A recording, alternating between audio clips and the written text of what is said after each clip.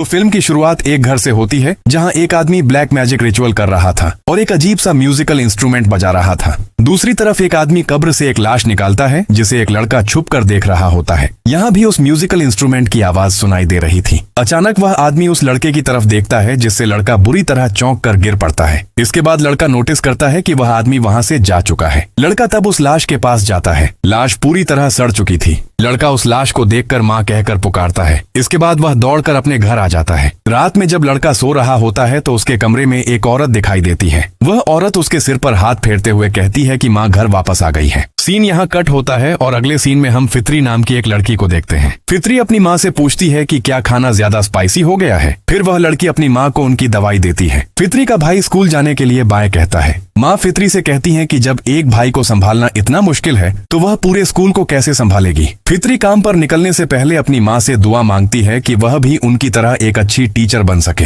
रास्ते में फित्री मिस्टर सामिन और बाकी स्टूडेंट्स के साथ मॉर्निंग विश एक्सचेंज करती है। दूसरी तरफ कुछ लड़के एक लड़के का स्कूल बैग छीनकर उसे परेशान कर रहे थे जिसे दूर से एक आदमी देख रहा था। अगले सीन में फित्री स्कूल पहुंचती है। फित्री देखती है कि एक पेरेंट स्कूल को की गई अपनी रिपोर्ट की प्रोग्रेस के बारे में पूछ रहा है। प्रिंसिपल उसे सब्र करने को कहता है और बताता है कि घर आकर पूछने की कोई जरूरत नहीं है क्योंकि उन्हें रिपोर्ट मिल चुकी है। वह पेरेंट जया नाम के उस लड़के के जिस्म पर अपनी शिकायत का प्रूफ दिखाता है। प्रिंसिपल जया को तसल्ली देते हुए कहता है कि लड़कों को टफ बनना पड़ता है। इसके बाद वह एक मीटिंग का बहाना बनाकर वहां से जाने की कोशिश करता है, लेकिन जया के पापा मिस्टर मकमूर इस मामले का सही समाधान चाहते हैं। प्रिंसिपल उल्टा भड़क जाता है और पूछता है कि क्या वह उनके स्कूल का नाम खराब करना चाहते हैं। वह जया के पापा से पूछता है कि क्या उन्हें कोई कंपेंसेशन या पैसे चाहिए। जया के पापा पैसे लेने से साफ इनकार कर देते हैं तो प्रिंसिपल उनके प्रोफेशन का मजाक उड़ाता है। वह मकमूर को धमकी देते हुए कहता है कि जया का बैच जल्दी ही पास आउट होने वाला है। वह पूछता है कि जया को डिप्लोमा मिलना ज्यादा जरूरी है या पैसे लेना। वह आगे वार्न करता है कि अगर यह बात बाहर आई तो स्कूल बंद हो सकता है और बिना डिप्लोमा के जया को भी अपने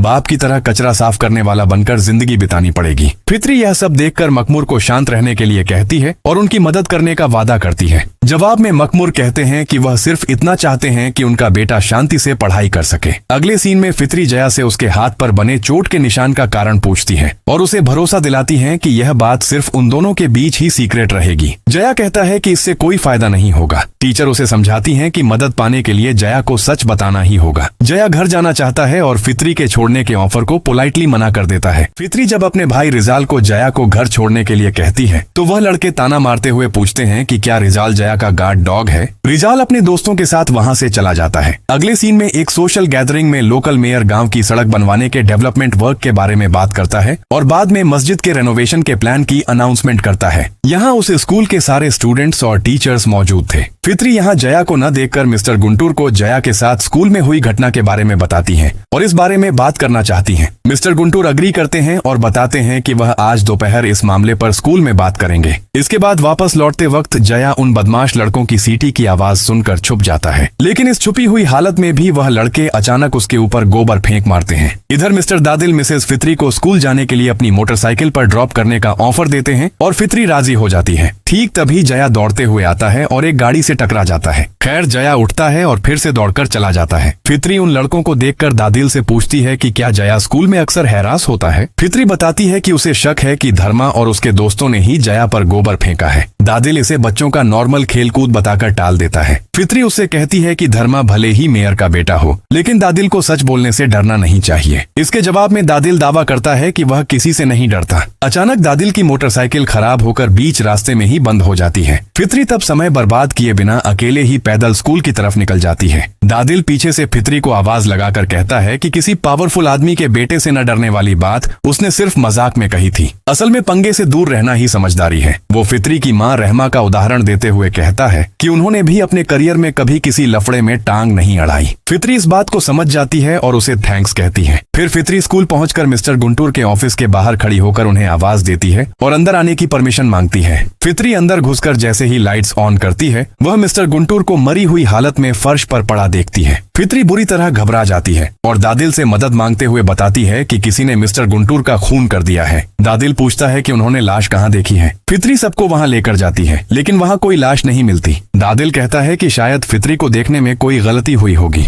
लेकिन फित्री अपनी बात पर अड़ी रहती है कि लाश वहीं थी और खूनी शायद आसपास ही कहीं है। वह जल्दी से पुलिस बुलाने की रिक्वेस्ट करती है। इसके बाद पुलिस आकर तलाशी लेती है, लेकिन कोई प्रूफ न मिलने पर कहती है कि वह इस मामले की इन्वेस्टिगेशन करेंगे। वह फित्री को घर वापस जाकर आराम करने की सलाह देते हैं और सेल्वी नाम की एक औरत फित्री को घर छोड़ने में मदद करती है। अगले दिन फित्री रिजोल को बताती है कि उसने धर्मा और उसके दोस्तों को जया को हैरास करते हुए देखा है। फित्री रिजोल को वार्न करती है कि वह उनके साथ मिलकर किसी को हैरास न करे। रिजोल इस इल्जाम पर भड़क जाता है और वहाँ से चला जाता है। इसके बाद फित्री अपनी बीमार माँ को नाश्ता देने जाती है। अपनी माँ के कमरे में एक अनयूज्ड ब्लैंकेट देखकर फित्री उसे जया के पापा को गिफ्ट के तौर पर दे देती है और जया को अपने साथ स्कूल ले जाने का ऑफर देती है। मखमूर के राज्य होने पर फित्री जया को लेकर स्कूल की तरफ निकल पड़ती है। तभी गार्ड सामिन आकर मखमूर को बताता है कि कल रात उसने स्कूल में मखमूर की कचरे की गाड़ी देखी थी, जिसका कनेक्शन शायद मिस्टर गुंटूर वाले इंसिडेंट से हो सकता है। सामिन कहता है कि वह चाहे तो अपना मुंह बंद रख सकता है, लेकिन मखमूर बहुत गरीब है और उसके पास उसे देने के लिए पैसे ही नहीं है। मखमूर तब सामिन को बाहर ही खड़ा रखकर अंदर चला जाता है। इधर फित्री जया से पूछती है कि क्या उसका कोई ऐसा दोस्त है जिससे वह अपने दिल की बात शेयर कर सके, कुछ ऐसा जो शायद वह अपने पापा को बताने में हिचकिचाता हो। जया जवाब देता है कि वह अपनी सारी बातें अपनी माँ के साथ शेयर करता है। दूसरी तरफ सामिन मखमूर को ताना मारते हुए कहता है कि मखमूर पैसे गिनने में बहुत ज्यादा टाइम ले रहा है। ठीक तभी मखमूर उसके सिर पर वार करता है और उसे घसीटकर अंदर ले जाता है। इधर वह दोनों स्कूल पहुंच गए थे। तब मिस्टर दादिल आकर मिसेस फित्री को बताते हैं कि उन्हें मिस्टर गुंटूर मिल गए हैं। फित्री चौंक कर पूछती है कि क्या उन्हें उनकी डेड बॉडी मिली है। फित्री मिस्टर गुंटूर को जिंदा और सही सलामत देखकर राहत की सांस लेती है और साथ ही हैरान भी होती है। गुंटूर बताते हैं कि वह ठीक है और कल स्कूल से सीधे घर चले गए थे। फित्री नोटिस करती है कि गुंटूर बिल्कुल भी नॉर्मल नहीं लग रहे हैं। फित्री के दूसरी तरफ घूमते ही मिस्टर गुंटूर की बॉडी से कीड़े निकलने लगते हैं। जब वह बाहर आती है तो दादिल कहता है कि गुंटूर पूरी तरह ठीक है, बस थोड़ा पीले लग रहे हैं। खैर, उस दिन स्कूल की छुट्टी के बाद फित्री मिस्टर सामिन के पास जाती है और पूछती है कि क्या उसने गुंटूर के बिहेवियर में कुछ अजीब नोटिस किया है, क्योंकि सामिन गुंटूर के साथ काफी वक्त बिताता है। लेकिन सामिन बिना कुछ बोले वहाँ से चला जाता है। पहले सामिन के जाने के ठीक बाद पीछे से एक और सामिन आता हुआ दिखाई देता है और सीन यहीं कट हो जाता है। अगले सीन में फित्री पीटी टीचर मिस्टर दादिल की मदद मांगती है और धर्मा, फहरी, वहीयू, जैकी और रिजोल को अपने ऑफिस में बुलाने की रिक्वेस्ट करती है। इसके बाद दादिल उन स्टूडेंट्स को फित्री के ऑफिस जाने का ऑर्डर देता है। फित्री उन्हें बुलाकर जया को हैरास करने के बारे में पूछताछ करती है और समझाती है कि नॉर्मल मजाक और घटिया बुलिंग के बीच एक बारीक लाइन होती है। लेकिन धर्मा खुद को बेगुनाह बताते हुए फित्री का मजाक उड़ाता है और कहता है कि सच और झूठे इल्जाम के बीच भी एक बारीक लाइन होती है। वह आगे पूछता है कि क्या फित्री अब उन पर मिस्टर गुंटूर को मारने और उनकी आंखें नोच निकालने का इल्जाम भी लगाएगी। वह फित्री को अपने ही भाई रिजाल पर भरोसा रखने को कहते हैं और क्लास मिस होने का बहाना बनाकर वहाँ से निकलना चाहते हैं। फित्री भी उन्हें जाने देती है। स्कूल छुट्टी के बाद सब फिर से जया को घेर लेते हैं और कहते हैं कि किसी ने फित्री के पास उनकी शिकायत की है। वह सब मिलकर वहाँ जया को बहुत मारते हैं। हालांकि फित्री का भाई खड़ा होकर यह सब देख रहा था। इसके बाद वह सब मिलकर जया को घसीटते हुए टॉयलेट ले जाते हैं और धर्मा जया के ऊपर पेशाब करना शुरू कर देता है। रिजाल यह सब बर्दाश्त नहीं कर पाता और कहता है कि मिस फित्री बाहर आ रही हैं। इस पर धर्मा भड़क जाता है और रिजाल को धमकी देता है कि अगर उसने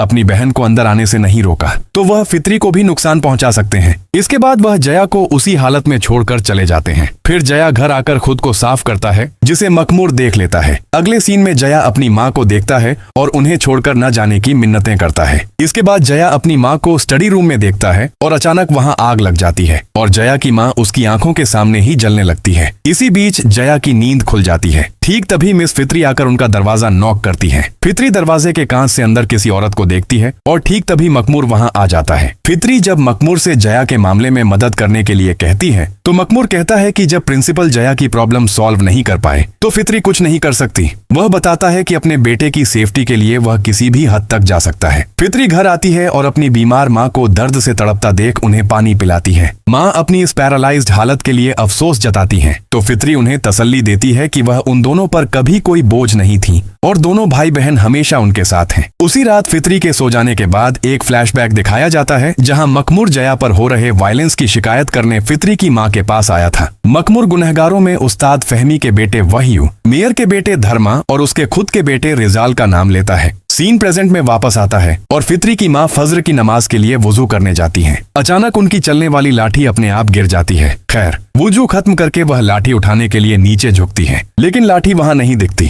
फिर उन्हें वह लाठी पहली वाली जगह पर ही मिल जाती है। लाठी हाथ में लेते ही पीछे वाले कमरे में ऊपर से एक नाइफ गिरती है। वह आगे आकर जैसे ही नाइफ उठाती है, कोई उन पर हमला कर देता है। सुबह फित्री की नींद खुलती है तो वह देखती है कि उसकी माँ बेड पर नहीं है और व्हील चेयर भी वहीं रखी हुई थी। वह टेंशन में आकर अपनी माँ को ढूंढना शुरू करती है। फित्री यह देखकर हैरान रह जाती है कि उसकी पैरालाइज्ड माँ बिल्कुल ठीक होकर अकेले खाना पका रही है। फित्री रिजाल को बुलाकर माँ की इस चमत्कारी रिकवरी को दिखाती है। ब्रेकफास्ट के वक्त वह नोटिस करते हैं कि उनकी माँ की नाक से खून बह रहा है। खैर, अगले सीन में फित्री प्रिंसिपल मिस्टर गुंटूर के पास जाती है। फित्री 12वीं क्लास के उन आरोपी स्टूडेंट्स के पेरेंट्स को बुलाने के लिए एक नोटिस पर उनके सिग्नेचर मांगती है, लेकिन गुंटूर उस नोटिस को देखकर अजीब तरीके से फेंक देता है। अगले सीन में मिसेस फित्री धर्मा के मेयर पापा से मिलने आती हैं। फित्री धर्मा के स्कूल में किए गए बुरे बिहेवियर और हैरेसमेंट के बारे में बात करती है तो धर्मा को वहां बुलाया जाता है। धर्मा के पापा उसे एक थप्पड़ मारते हैं और पूछते हैं कि क्या उसने स्कूल में कुछ गलत किया है। धर्मा साफ इनकार कर देता है। तब धर्मा के पापा भी इस मामले को बिल्कुल हल्के में लेकर टाल देते हैं। फिर धर्मा के पापा फित्री की माँ के ट्रीटमेंट के खर्च का हवाला देकर उसे कुछ पैसे गिफ्ट के तौर पर देते हैं, लेकिन फित्री वो पैसे लेने से साफ मना कर देती है और वहाँ से चली आती है। वापस लौटते वक्त फित्री ग्रहणी अति की दुकान पर खाना खरीदने आती है और उन्हें अपनी माँ की चमत्कारी रिकवरी की खबर देती है। ग्रहणी अति यह सुनकर अल्लाह का शुक्र अदा करती है। दुकान की टेबल पर धर्मा और उसके दोस्तों का नाम देखकर फित्री ग्रहणी अति से पूछती है कि जब धर्मा और उसके दोस्त यहाँ अड्डा जमाते हैं तो वह क्या करते हैं और क्या जया कभी उनके साथ आता है, लेकिन ग्रहणी अति इस बारे में अपना मुंह खोलने से मना कर देती है।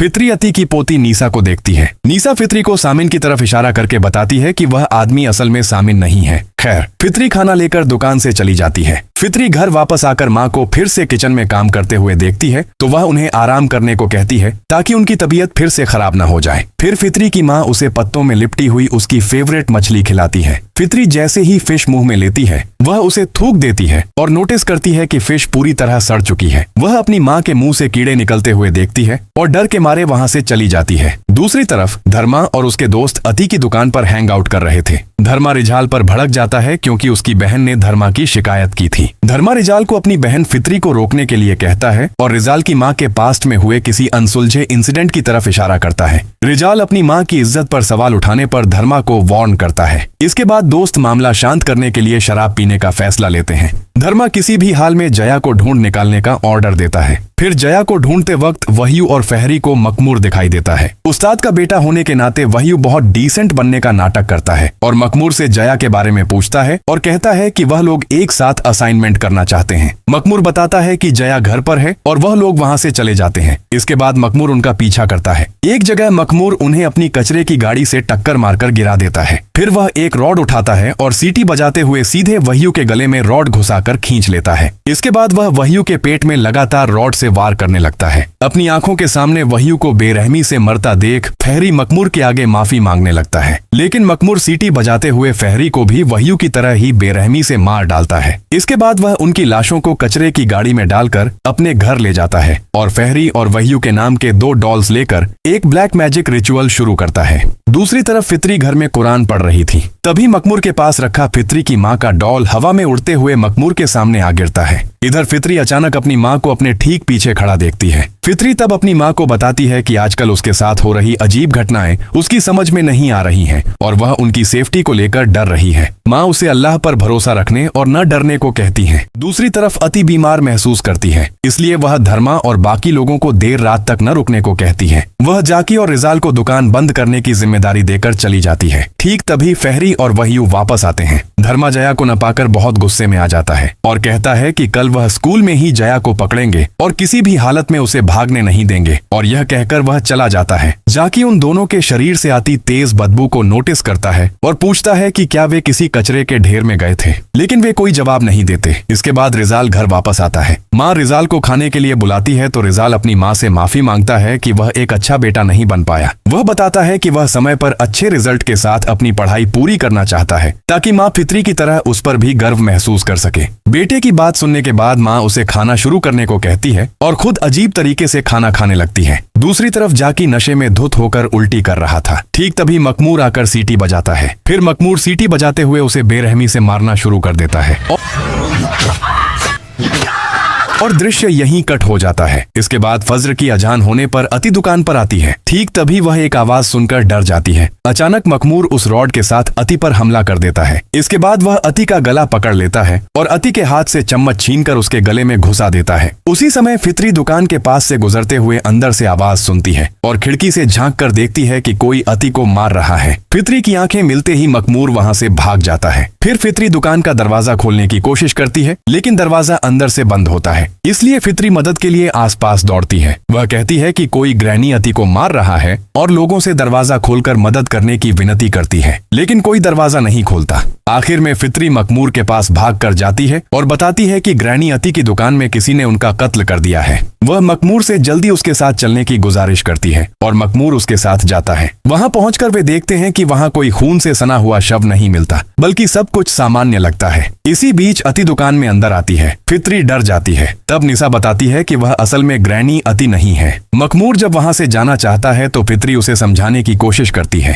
फित्री आत्मविश्वास से कहती है कि उसने ग्रैनी अति के गले में चाकू घुसते हुए देखा था और हत्यारा अभी भी आसपास ही है। वह अफसोस जताती है कि गांव वाले उस पर विश्वास क्यों नहीं करते। मखमूर उसे बताता है कि इस गांव के लोग अपनी आंखों के सामने गलत होते देखकर भी चुप रहते हैं, तो जो उन्होंने देखा ही नहीं उस पर क्या कहेंगे। वह फित्री को चुप रहने की सलाह देता है, वरना लोग उसे पागल समझेंगे। तब फित्री निराश होकर लौट आती है। अगले दृश्य में फित्री रिजाल को बताती है कि उसे माँ के व्यवहार पर शक हो रहा है, क्योंकि माँ बार बार एक ही खाना पका रही है। रिजाल का मानना है कि यह उनकी असली माँ नहीं है। ठीक तभी माँ आकर उन्हें खाना खाने को कहती है। अगले दृश्य में दलील मिस्टर गुंतुर के ऑफिस में कुछ दस्तावेज जमा करने आता है। उसे वहाँ एक अजीब सी बदबू आती है और उसके हाथ से लगकर पेन स्टैंड नीचे गिर जाता है। पेन उठाते समय दलील नोटिस करता है कि मिस्टर गुंतुर के पैर सड़ चुके हैं। यह देखकर वह तुरंत वहाँ से भाग निकलता है। दूसरी तरफ फित्री उस्ताद फहमी से पूछती है कि क्या जिन्न इंसानों का रूप ले सकते हैं। उस्ताद समझाते हैं कि हर इंसान के साथ एक करीन जिन्न पैदा होता है, जो इंसान की मृत्यु के बाद भी उसका रूप ले सकता है। फित्री पूछती है कि क्या किसी मरे हुए इंसान के करीन को देखना संभव है। उस्ताद कहते हैं कि यह सिर्फ अल्लाह ही जानता है और जिन्नों की रहस्यमयी दुनिया इंसानों की समझ से बाहर है। इंसानों का काम सिर्फ अल्लाह से हिफाजत मांगना है। स्कूल में धर्मा जया को अकेला पकड़कर मारता है और शिकायत करने का सच कबूल करने को कहता है, यहाँ तक कि वह जया का सिर कचरे के डिब्बे में दबा देता है। जया खुद को छुड़ाकर धर्मा को चेतावनी देता है कि अब अगला शिकार धर्मा खुद होने वाला है। धर्मा जया को मारने के लिए अपने दोस्तों से उसे पकड़ने को कहता है, लेकिन कोई भी धर्मा की बात नहीं सुनता। उल्टा सब मिलकर धर्मा का ही गला दबा देते हैं। ठीक तभी रिजाल आकर धर्मा को इस इल्यूजन से बाहर निकालता है। इधर फित्री अति की दुकान के पास से गुजरते वक्त देखती है कि अति अजीब तरीके से एक ही कप में लगातार चाय डाले जा रही है। फित्री तब निशा को आवाज देती है, जो बुरी तरह डर कर बैठी हुई थी। फित्री जल्दी से उस्ताद के पास जाती है और बताती है कि कल रात उसने ग्रैनी अति, मिस्टर गुंटूर सामिन और अपनी खुद की माँ को एक ही अजीब हरकत बार बार करते हुए देखा है। उनके जिस्म पर कीड़े थे और उनसे लाश सड़ने जैसी भयानक बदबू आ रही थी। फित्री एक ऐसी दुआ मांगती है जिससे यह पहचाना जा सके कि वे इंसान हैं या करीदन जिन्न। उस्ताद उसे कुरान की एक दुआ लिखा हुआ पेपर देते हैं और कहते हैं कि इसे पढ़ने से सच सामने आ जाएगा। ठीक तभी उस्ताद का बेटा वहीयू आता है तो फित्री वहां से चली जाती है। अगले सीन में उस्ताद नमाज खत्म करते हैं तो वहां मौजूद नमाजियों को एक भयानक और नाबर्दाश्त होने वाली बदबू महसूस होती है। सबके जाने के बाद वे अपने पीछे अपने बेटे को देखते हैं। उस्ताद अपने बेटे वहीयू में कुछ अजीब नोटिस करते हैं और अल्लाह से माफी मांगने लगते हैं। इसके बाद वे जोर जोर से सूरह जिन्न पढ़ना शुरू कर देते हैं। तब वहीयू का चेहरा भयानक हो जाता है और अचानक वह गायब हो जाता है। अगले ही पल वह ठीक उनके सामने आ खड़ा होता है और उस्ताद डर के मारे दौड़कर बाहर आ जाते हैं और वहीयू को ढूंढने लगते हैं। यहाँ उन्हें किसी की मौजूदगी महसूस होती है। अचानक पीछे से मखमूर उन पर हमला कर देता है और सीन यहीं कट हो जाता है। इधर फित्री नमाज खत्म करके दुआ मांगते वक्त घर में किसी बुरी रूह की मौजूदगी महसूस करती है और चेक करती है। ठीक तभी उसकी माँ उसे खाना खाने के लिए आवाज लगाने लगती है। तब फित्री सूरह जिन्न की शुरुआती आयतें जोर जोर से पढ़ना शुरू करती है। तब माँ का रूप लेने वाली वह बुरी रूह भयानक होकर कहती है, फित्री आओ खाना खाएं। फित्री करीदन जिन्न का असली रूप देखकर वहां से भागने की कोशिश करती है, लेकिन दरवाजा बंद था। इसी बीच रिजाल आता है और फित्री को डर से कांपते हुए देखता है। फित्री उसे सच बताती है और एक साथ वह आयत पढ़ने को कहती है, लेकिन रिजाल उस पर यकीन नहीं करना चाहता। तभी माँ रिजाल को आवाज देती है और रिजाल दौड़कर माँ के पास जाता है। वह देखता है कि माँ टूटे हुए बर्तन साफ कर रही थी। रिजाल माँ की तरफ आगे बढ़ता है। रिजाल के पास जाते ही जिन्न उस पर हमला कर देता है। फित्री किसी तरह अपने भाई को छुड़ाती है और घर से बाहर निकल जाती है। फित्री रिजाल को बताती है कि यह उनकी माँ नहीं है बल्कि माँ का करीहन जिन्न है। वह मिस्टर गुंटूर, मिस्टर सामिन और ग्रैनी अती का उदाहरण देकर बताती है कि वे सब दरअसल मर चुके हैं और अब उनके करीहन जिन्न उनका रूप लेकर घूम रहे हैं। यहाँ सामिन को देखकर फित्री रिजाल के साथ सूरह जिन्न की आयत पड़ती है। तब उन्हें सामिन का असली खून से लथपथ चेहरा दिखाई देता है। वे अती की दुकान पर जाकर सूरह जिन्न पढ़ते हैं और अती का भयानक चेहरा देखते हैं। इसके बाद फित्री और रिजाल उस्ताद के घर जाते हैं। उस्ताद दरवाजा नहीं खोलते तो फित्री साइड में जाकर उस्ताद के करीहन को देखती है और रिजाल दूसरी तरफ जाकर वहीयू के करीहन को देखता है। फित्री और रिजाल समझ जाते हैं कि असली वहीयू और उसके पापा अब जिंदा नहीं हैं और ये उनके करीहन जिन्न हैं। वे किसी तरह वहां से भाग निकलते हैं। फित्री रिजाल को लेकर मेयर के घर यानी धर्मा के पापा के घर जाती है। फित्री मेयर को बताती है कि गांव में एक के बाद एक मर्डर्स हो रहे हैं। मेयर पूछते हैं कि कहां हो रहे हैं। तब फित्री बताती है कि बाहर से गांव वाले नॉर्मल दिखते हैं, लेकिन जब वह सूरह जिन्न की आयत पढ़ती है तो उनका रूप एक भयानक चीज में बदल जाता है। फित्री अपना डर जताती है कि उसकी माँ समेत बहुत से लोग इसका शिकार हो चुके हैं और पूरा गांव खतरे में है। धर्मा फित्री की इन बातों को मेंटल इल्यूजन कहकर उसका मजाक उड़ाता है और उनकी माँ पर घटिया ताने मारता है। यह सुनकर रिजाल भड़क जाता है और धर्मा पर हमला कर देता है, जिससे दोनों में हाथापाई शुरू हो जाती है। फित्री उन्हें रोकने की कोशिश करती है और मेयर के लोग फित्री से कहते हैं कि वह रिजाल को लेकर तुरंत वहां से चली जाए। बाहर आकर फित्री और रिजाल डिस्कस करते हैं कि क्या इन सारे अजीब बदलावों का कनेक्शन जया से तो नहीं है। रिजाल कबूल करता है कि फहरी और जैकी भी स्कूल में बहुत अजीब बिहेव कर रहे थे। फित्री समझ जाती है कि सब कुछ जया से ही जुड़ा हुआ है, इसलिए वह रिजाल को लेकर तुरंत जया के घर की तरफ निकल पड़ती है। फित्री और रिजाल जया के घर पहुंच जाते हैं। जया रिजाल को देखते ही जल्दी से दरवाजा बंद करने की कोशिश करता है। तब फित्री कहती है कि रिजाल माफी मांगने आया है। रिजाल जया से माफी मांगता है। फिर फित्री जया से पूछती है कि मिस्टर गुंटूर, ग्रैनी अती, वहीयू, जैकी, फहरी, सामिन और उनकी खुद की माँ को आखिर क्या हुआ है और क्या जया इस बारे में कुछ जानता है। जया तब अपनी खुद की माँ का जिक्र करता है। तब फित्री उससे पूछती है कि क्या वह अपनी माँ को अक्सर देखता है। जया बताता है कि उसके पिता उसकी माँ को घर वापस ले आए हैं। फित्री तब जया की माँ की लोकेशन पूछती है। जया एक लॉक्ड रूम की तरफ इशारा करके बताता है कि उसके पिता उसकी माँ को लेकर उसी रूम के अंदर रहते हैं। फित्री और रिजाल दरवाजा तोड़ने के लिए एक चीज उठाते हैं और दरवाजा खोलने के बाद वहाँ का भयानक मंजर देखकर डर से कांप उठते हैं। अंदर फित्री अपनी माँ की काले जादू वाली डॉल हाथ में लेती है। जया यहाँ अपनी माँ को देखकर उनके पास चला जाता है। फित्री उसे समझाने की कोशिश करती है कि उसकी माँ असल में मर चुकी है और यह उसकी माँ का रूप लेने वाला करीहन जिन्न है। फित्री जया को समझाने में फेल होकर सूरह जिन्न की आयत पढ़ती है। आयत पढ़ना खत्म होते ही जया की माँ का चेहरा भयानक हो जाता है और वह करीहन फित्री का गला दबोच लेती है। रिजाल तब अपनी बहन को बचाने के लिए जया की माँ की उस डॉल को आग में डाल देता है। इससे वह करीहन जलकर भस्म हो जाती है। इसके बाद रिजाल फित्री को चेक करता है तो फित्री बताती है कि वह ठीक है। जया तब भी अपनी माँ के लिए बुरी तरह रो रहा था। रिजाल फित्री के हाथ से उनकी माँ के नाम वाली डॉल लेता है और कहता है कि माँ चली गई हैं, लेकिन फित्री को पूरा यकीन था कि माँ अभी भी इसी घर में मौजूद है। रिजाल इस पूरी घटना के लिए खुद को गुनहगार मानता है। फित्री उसे तसल्ली देती है और कहती है कि इसमें रिजाल की कोई गलती नहीं है। फित्री तुरंत वहां से निकलने का फैसला करती है। वह रिजाल को उन डॉल्स को साथ लेने को कहती है और जया को अपने साथ आने के लिए बुलाती है। इधर मकमूर आखिरकार धर्मा के घर में घुस जाता है और उस पर अटैक कर देता है। हाथापाई के दौरान धर्मा मकमूर का मास्क निकाल फेंकता है। मकमूर धर्मा को फूलों के गमले से मारता है और उसकी एक उंगली काट लेता है। धर्मा खुद को बचाने की बहुत कोशिश करता है, लेकिन मकमूर उसे बेरहमी से मारता रहता है। धर्मा को मारने के बाद जब मकमूर उसकी उंगली काट रहा था, तभी धर्मा के पिता वहां आ जाते हैं और मकमूर भागने लगता है। रास्ते में मकमूर की जया से मुलाकात होती है। मकमूर वहां से भाग नहीं पाता क्योंकि गांव वाले उसे पकड़ लेते हैं। जया अपने पिता के पास दौड़ कर जाता है, लेकिन गांव वाले उसे उठाकर फेंक देते हैं। रिजाल जया को इन सब से दूर रखने की कोशिश करता है। मेयर गुस्से में आकर कहते हैं कि मकमूर ने उनके बेटे को मारा है और अब उसे जिंदा रहने का कोई हक नहीं है। मकमूर खुद को बेगुनाह बताते हुए कहता है कि मेयर का बेटा बहुत ही घटिया किस्म का था और इसमें उसकी खुद की कोई गलती नहीं है, लेकिन भड़की हुई भीड़ उसकी एक नहीं सुनती और उसे पकड़कर जिंदा जलाने की बात करती है। तब मकमूर मंत्र पढ़ना शुरू कर देता है। इससे सारे करीहन जिन्न वहां आ जाते हैं और गांव वाले डर कर उसे छोड़ देते हैं। फित्री तब मकमूर से पूछती है कि आखिर उसकी माँ का क्या गुनाह था। मकमूर मकमूर फित्री की मां को हाइपोक्राइट बताता है और दावा करता है कि उन्होंने बस अच्छा बनने का नाटक किया, पर जया पर इतने लंबे समय तक हुए जुल्म और हारासमेंट को रोकने के लिए कोई ठोस कदम नहीं उठाया। वह आगे कहता है कि जब सीधे तरीके से इंसाफ नहीं मिलता तो वायलेंस ही इकलौता रास्ता बन जाता है। आखिर में फित्री सूरह जिन्न की आयतें फिर से पढ़ना शुरू करती हैं। इससे जीव करियन जब शांत होते हैं तो मकमूर दोबारा मंत्र पढ़ना शुरू कर देता है और करियन तब फित्री पर झपट्टा मारते हैं। रिजाल तब अपनी बहन को बचाने के लिए उन डॉल्स को आग में फेंक देता है। डॉल्स के जलते ही सारे करीनन गायब हो जाते हैं। इसके बाद गांव वाले फिर से मकमूर को बुरी तरह पीटने लगते हैं और उसे जिंदा जलाने की तैयारी करते हैं। मकमूर अपने बेटे जया को किसी भी हाल में वहां से भागकर अपनी जान बचाने को कहता है। रिजाल और फित्री जया को एक सुरक्षित दूरी पर ले आते हैं। फित्री अपने पहले के डर और बुजदिली के लिए अफसोस जताती है और जया को यह गांव छोड़कर बहुत दूर चले जाने को कहती है। बाद में पुलिस की जांच में ग्रैनी, अती, उस्ताद, फहमी, फहरी, जैकी और वहीयू समेत मारे गए सारे गांव वालों की डेड बॉडीज की आधिकारिक रूप से पहचान कर ली जाती है। फित्री की मां की डेड बॉडी भी मिल जाती है। मूवी के लास्ट सीन में रिजाल फित्री को बताता है कि उसने सफलतापूर्वक अपना ग्रेजुएशन पूरा कर लिया है। फित्री अपने भाई की इस कामयाबी पर बहुत प्राउड फील करती है और कहती है कि अगर उनकी मां जिंदा होती तो वह भी आज उस पर बहुत प्राउड फील करती। मूवी के पोस्ट क्रेडिट सीन में जया को मकमूर की कब्र के पास देखा जाता है। उसने अपने पिता की तरह वही म्यूजिकल इंस्ट्रूमेंट बजाकर मकमूर के करियन को वापस बुला लिया है और मूवी यहीं पर खत्म हो जाती है।